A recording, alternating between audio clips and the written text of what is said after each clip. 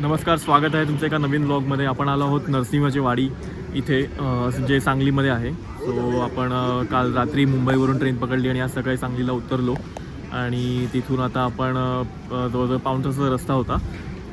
तिथून आम्ही रिक्षा पकडली आणि सकाळी 6 वाजता आम्ही 6:30ला आम्ही नरसिंहाची वाडीला आलो. आता इथून दर्शन घेतलं आहे. हे मंदिर आहे, तुम्ही बघताय मागे हे मंदिर आहे आणि हे जे कृष्णा नदी.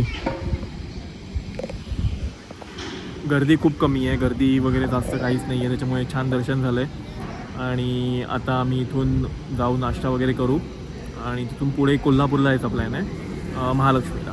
हे मंदिराच्या इथे बाहेरच मार्केट आहे. मार्केट म्हणजे इथे तुम्हाला प्रसादसाठी पेढे वगैरे सगळे मिळतील आणि इथे बासुंदी फेमस आहे ॲक्च्युली.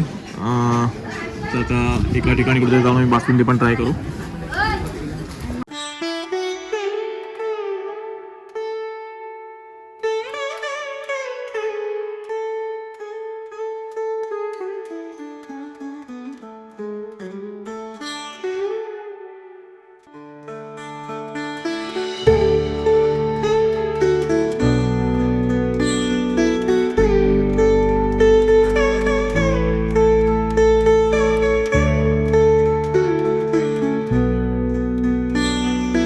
कोल्हापूरला आलो आहे आणि आता इथून दर्शन घेऊ महालक्ष्मीचं.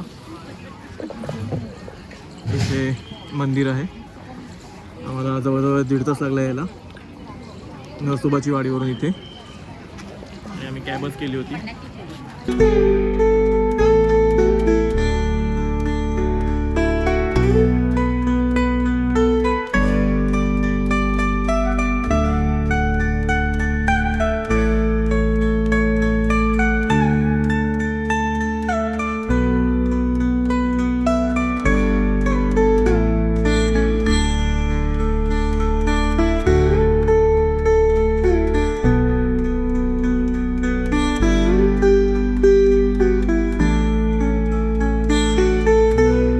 आमचं कोल्हापूरला 1.5 तासात दर्शन झालं आणि आम्ही तिथून निघालो आणि आता परत संध्याकाळी 6 वाजता आम्ही इथे नरसोबाच्या वाडीला आलो.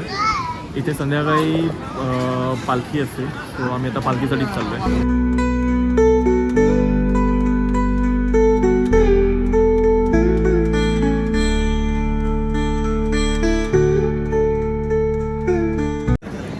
पालखी झाली आताच. ॲक्च्युली व्हिडिओ घेणं अलाउड नव्हतं.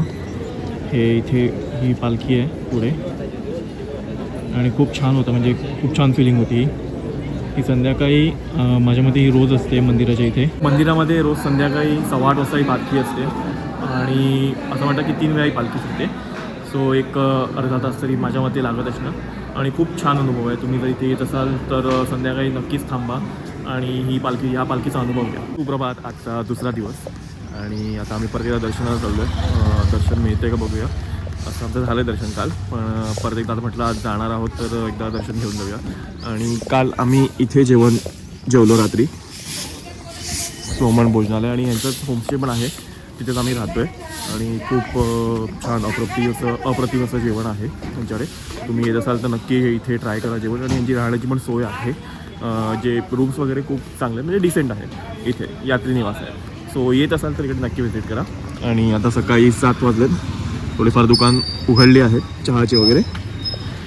सो बघूया आता परत एकदा दर्शन मिळतं आहे का नाही, कारण का गर्दी काल रात्री होती. आम्ही रात्री परत दर्शनाला गेलो होतो तेव्हा गर्दी होती जेव्हा पालखीच्या वेळेला गेलो, पण आता दर्शन मिळतं आहे का नाही बघूया. आता आम्ही इथून निघतो आहे. आमची 10 वाजताची ट्रेन आहे परत सांगलीवरून मुंबईला यायला. सो हा व्लॉग एवढा छोटा व्लॉग होता आणि नवीन वर्षात विथ फॅमिली देवदर्शन झालं. त्याच्यामुळे पहिल्याच महिन्यामध्ये हे देवदर्शन झालं नवीन वर्षात आणि हे वर्ष चांगलं जाईल असं वाटतं. आता इथून निघायची वेळ आली आहे, ट्रेन येईल थोड्या वेळात. सो हा व्लॉग तुम्हाला कसा वाटला नक्की सांगा आणि प्लीज लाईक करा, शेअर करा आणि सबस्क्राईब करा. थँक्यू.